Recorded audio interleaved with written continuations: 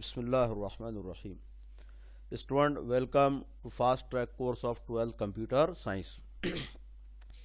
तो आज से हमको जो है HTML स्टार्ट करना है। HTML क्या होता है? HTML आपका वेबसाइट्स बनाने के लिए यूज आने वाली लैंग्वेज है। तो चलिए इंट्रोडक्शन देखते हैं उसका। HTML stands for hypertext markup language. अब हाइपरटेक्स्ट क्या होता है और मार्कअप क्या होता है ये हमको समझना है, तो इसको प्रैक्टिकली व्यू कर लेंगे तो इंशाल्लाह फिर आपका कॉन्सेप्ट क्लियर हो जाएगा। तो चलिए मैं MS वर्ड वेब ब्राउज़र की विंडो में आता हूं। पहले देखिए यहाँ पर ये जो लिखा हुआ है इंट्रोडक्शन टू HTML। अब आपको पता है कि जब ये इस पर मैं क्लिक करूंगा तो क्या होगा, एक नए पेज के ऊपर जंपिंग होगी। तो वेबसाइट्स के अंदर इस तरह के नंबर ऑफ टेक्स्ट लिखे हुए होते हैं कि जहां पर आपको क्लिक करने के बाद आप दूसरे पेज पर जाकर जंप कर जाते हैं। तो इस तरह के टेक्स्ट को या इस तरह की इमेज को कहा जाता है हाइपर टेक्स्ट। उसके बाद आइए मार्कअप। अब मार्कअप क्या होता है इसको समझने के लिए आपको मैं फिर से MS वर्ड की विंडो में लेके चलता हूं।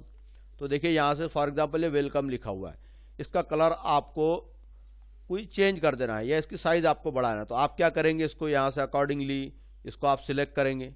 सिलेक्ट करने के बाद आप यहां पर कलर के ऑप्शन पर आएंगे और यहां से आप जो कलर आपको चेंज करना है, फॉर एग्जांपल मैं इस तरह का ये पर्पल कलर ले लेता हूं। तो देखिए आपने क्या किया है, इसको सिलेक्ट किया है और जो वर्क आपको करना था उसके अकॉर्डिंग आपने इस सिंबल पर क्लिक किया है। इसी तरह अगर आप इसकी साइज बढ़ाना चाहते हो तो आप यहां पर आएंगे इसके पास और फिर आप यहां पर आकर के जो भी साइज आपको रिक्वायर्ड है तो आप उस पर क्लिक करेंगे। तो इस तरह से आप वर्किंग करेंगे तो देखिए अकॉर्डिंगली टेक्स्ट पर इफेक्ट हो रहा है। तो HTML में क्या होता है, आपको टैग्स यूज करने पड़ते हैं। इस तरह के आपको कलर बनाना है या बोल्ड करना है, इटैलिक करना है, अंडरलाइन करना है या जिस तरह का भी इफेक्ट आपको देना है उसके अकॉर्डिंग आपको टेक्स्ट जो टैग होते हैं उन्हें यूज करना होता है। तो टैग कैसे होते हैं हम आगे देखेंगे इंशाल्लाह। तो उसे कहा जाता है मार्कअप। देखिए मैंने यहां से इस नोट्स के अंदर हाइपरटेक्स्ट की डेफिनेशन लिख कर दिया है, मार्कअप की डेफिनेशन लिख कर दिया है और प्रैक्टिकली आपको बतला दिया है। तो इसकी वजह से आपको बहुत सिंपल हो जाएगा ये इसका लॉन्ग फॉर्म याद रखना। उसके बाद हम देखते हैं बेनिफिट्स ऑफ HTML। HTML के क्या फायदे हैं। इट इज इजी लैंग्वेज, ये लैंग्वेज बहुत आसान है, सबसे पहला फायदा तो है।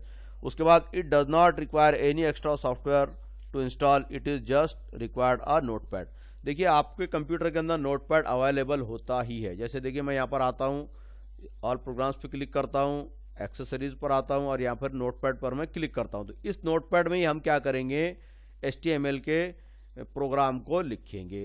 तो इसके लिए कोई एक्स्ट्रा सॉफ्टवेयर की जरूरत नहीं होती। It is not case sensitive language. Case sensitive कैसे होता है मैं आपको आगे और इंट्रोडक्शन के अंदर बतलाऊंगा इसके जब फर्स्ट प्रोग्राम लिखेंगे उसके इंट्रोडक्शन में। It does not generate error, ये कोई एरर जनरेट नहीं करता है। मान लीजिए अगर आपने टाइपिंग में कोई मिस्टेक कर दी है और वेब ब्राउजर में जब आप उस प्रोग्राम को रन करेंगे तब भी कोई एरर आपको नहीं मिलता है। HTML के ड्रॉबैक्स क्या क्या है। Interactive web pages can not be created in HTML।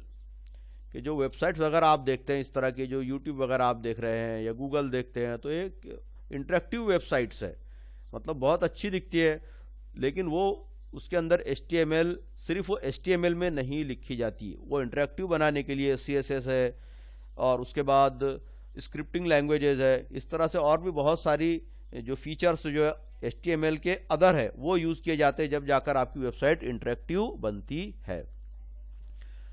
Dynamic web pages can not be created in HTML। Dynamic web page का मतलब क्या होता है कि सिचुएशन के अकॉर्डिंग खुद को चेंज करने वाले। जैसे देखिए अगर आप कोई फॉर्म वगैरह भर रहे हैं, फिलअप करते हैं इंटरनेट पर, अगर आपने उसमें जो नेसेसरी जो फील्ड्स होती है उसमें से किसी चीज को खाली छोड़ दिया तो आपको अकॉर्डिंगली मैसेज मिलता है कि भाई आपने इस फील्ड को ब्लैंक छोड़ दिया है, या उस फील्ड के ऊपर आपको ले जाया जाता है रेड कलर वगैरह के अंदर।